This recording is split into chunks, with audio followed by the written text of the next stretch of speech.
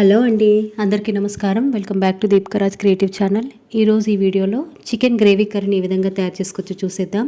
ఈ chicken gravy curry అన్ని rice ఐటెంలోకి, bagara రైస్లోకి, నాన్ రోటీస్లోకి, పుల్కా చపాతీలోకి కాంబినేషన్గా బాగుంటుందండి. సింపుల్గా ఈ చికెన్ గ్రేవీ కర్రీని ఏ విధంగా తయారు చేసుకోవచ్చో చూసేద్దాం.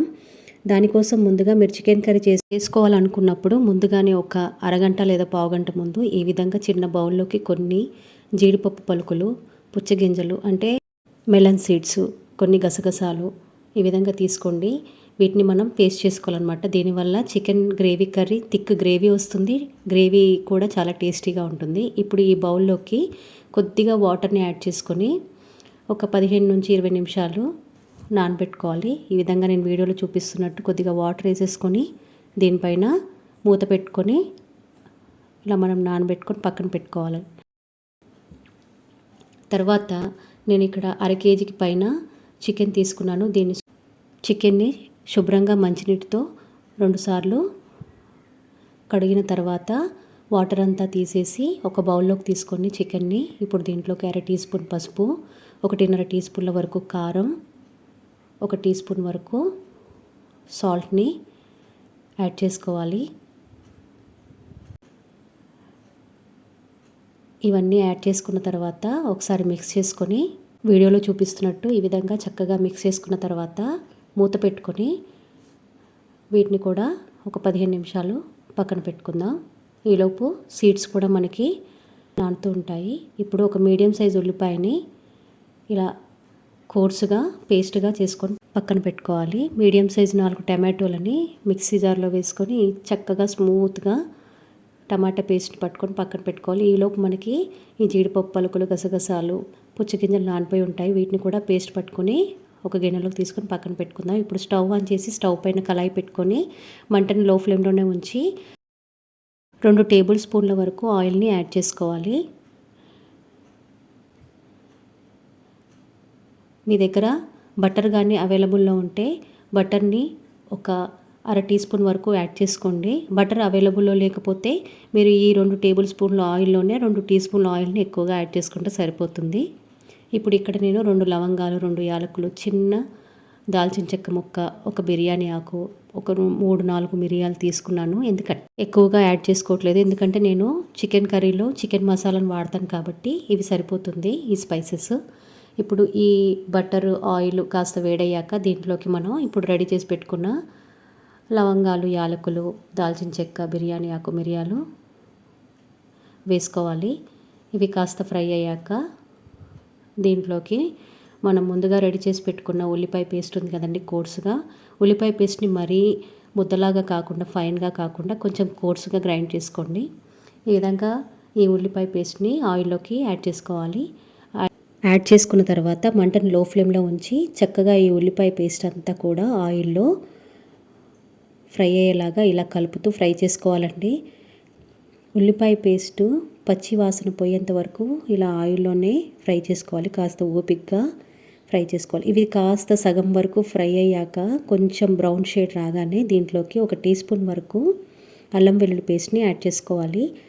ఈ అల్లం వెల్లుల్లి పేస్టు, ఈ ఉల్లిపాయ పేస్టు పచ్చి వాసన పోయి చక్కగా ఆయిల్లో ఫ్రై అయ్యి చుట్టూతా ఆయిల్ కొంచెం రిలీజ్ అయ్యేంత వరకు కూడా మనం నెమ్మదిగా మంటని మీడియం నుంచి లోకి అడ్జస్ట్ చేస్తూ ఆయిల్లో ఈ పేస్ట్లని ఫ్రై చేసుకోవాలి. చూడండి, వీడియోలో చూపిస్తున్నట్టు మనకి ఉల్లిపాయ, అల్లం వెల్లుల్లి పేస్ట్ ఫ్రై అయ్యాక ఈ విధంగా ఆయిల్ రిలీజ్ అవుతుంది. అయినప్పుడు ఇప్పుడు మనం రెడీ చేసి పెట్టుకున్న టమాటో పేస్ట్ని కూడా దీంట్లోకి నెమ్మదిగా యాడ్ చేసుకోవాలి. యాడ్ చేసుకున్న తర్వాత మంటని మీడియం ఫ్లేమ్లో పెట్టుకొని ఇలా కలుపుతూ ఒక 2 నుంచి 3 నిమిషాలు ఈ టమాటో పేస్ట్ని కూడా ఫ్రై చేసుకోవాలి. తర్వాత లో ఫ్లేమ్లో 3 నిమిషాలు ఫ్రై చేసుకున్న తర్వాత మనకి ఈ విధంగా టమాటా పేస్ట్ నుంచి కూడా ఆయిల్ రిలీజ్ అవుతుంది. మీ దగ్గర అవైలబుల్లో ఉంటే కాశ్మీరీ రెడ్ చిల్లీ పౌడర్ని 1 టీ స్పూన్ వరకు యాడ్ చేసుకోండి. దీనివల్ల మనకి చికెన్ గ్రేవీ కర్రీ మంచి కలర్లో వస్తుంది. ఇలా యాడ్ చేసుకున్న తర్వాత మరొక 2 నిమిషాలు లో ఫ్లేమ్లోనే ఉంచి ఆయిల్ కాస్త రిలీజ్ అయ్యేంత వరకు ఈ టమాటో పేస్ట్ని కూడా మనం పచ్చివాసన పోయేంత వరకు ఫ్రై చేసుకున్నాక మనం ముందుగా ఉప్పు కారం పసుపు కలిపి పెట్టుకుని చికెన్ ముక్కల్ని నెమ్మదిగా దీంట్లోకి యాడ్ చేసుకోవాలి. ఈ విధంగా యాడ్ చేసుకున్న తర్వాత ముక్కలన్నిటిని కూడా ఈ పేస్ట్ అంతా పట్టేలాగా చక్కగా కలుపుకొని ఇప్పుడు మంటని హై ఫ్లేమ్లో పెట్టుకొని ఈ ముక్కలన్నీ కూడా చక్కగా కలుపుకొని చూడండి, మనకి కొద్ది కొద్దిగా చికెన్లో నుంచి వాటర్ రిలీజ్ అవుతూ ఉంటుంది. ఈ విధంగా కలుపుకున్నాక మంటని మీడియం ఫ్లేమ్లోకి అడ్జస్ట్ చేసి మూత పెట్టి ఒక 4 నుంచి 5 నిమిషాలు మగ్గించుకోవాలి.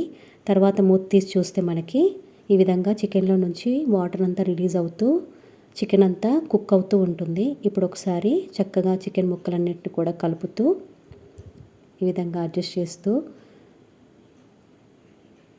మధ్య మధ్యన చికెన్ ముక్కల్ని కలుపుతూ ఉండాలండి, లేదంటే అడుగున మాడిపోతుంది.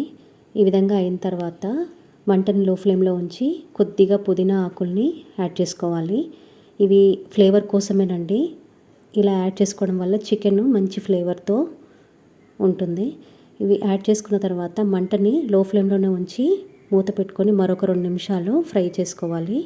ఇలా తర్వాత 2 నిమిషాల తర్వాత మనం మూత తీసి మనం ముందుగా రెడీ చేసి పెట్టుకున్న జీడిపప్పు, గసగసాలు, పుచ్చగింజలు పేస్ట్ ఉంది కదా, దాన్ని యాడ్ చేసుకొని మంటను లో ఫ్లేమ్లోనే ఉంచి 3 నిమిషాలు మూత పెట్టుకొని ఈ చికెన్ని ఉడికించుకోవాలి. తర్వాత 3 నిమిషాల తర్వాత మూత తీసి చూస్తే మనకి ముక్కలన్నీ కూడా చాలా దగ్గరగా అయిపోయి ఉంటాయి. ఇప్పుడు దీంట్లోకి మంటను లో ఫ్లేమ్లోనే ఉంచుకొని స్పైసెస్ యాడ్ చేసుకోవాలి. 2 టీ స్పూన్ల వరకు ధనియాల పొడి, 1 టీ స్పూన్ జీలకర్ర పొడి,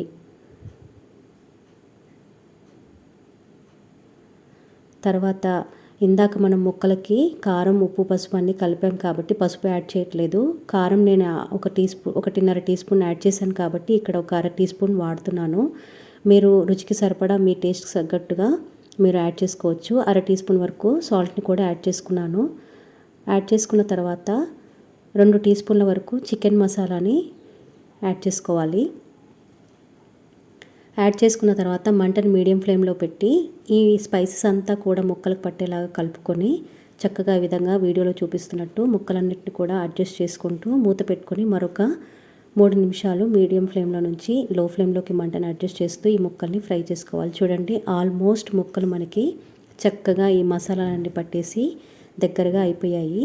ఇప్పుడు కావాలనుకుంటే ఈ విధంగా కూడా తినేయొచ్చండి, చక్కగా ఎమ్మి రుచితో ఉంటుంది. కాకపోతే మనం చేస్తుంది గ్రేవీ కర్రీ కాబట్టి మీకు గ్రేవీ ఎంత కన్సిస్టెన్సీలో కావాలో అంతవరకు వాటర్ని యాడ్ చేసుకోవచ్చు. నేను ఇక్కడ ఈ 1.5 కప్పుల వాటర్ని యాడ్ చేసుకున్నాను. మంటని హై ఫ్లేమ్లో ఉంచి ఇప్పుడు చూడండి, ముక్కలన్నీ కూడా ఇప్పుడు మనం వేసిన వాటర్లో మునిగేలాగా ఈ విధంగా చక్కగా మిక్స్ చేసుకొని మూత పెట్టుకొని 3 నిమిషాలు హై ఫ్లేమ్ మీద చికెన్ని మొత్తం కుక్ చేసుకోవాలి.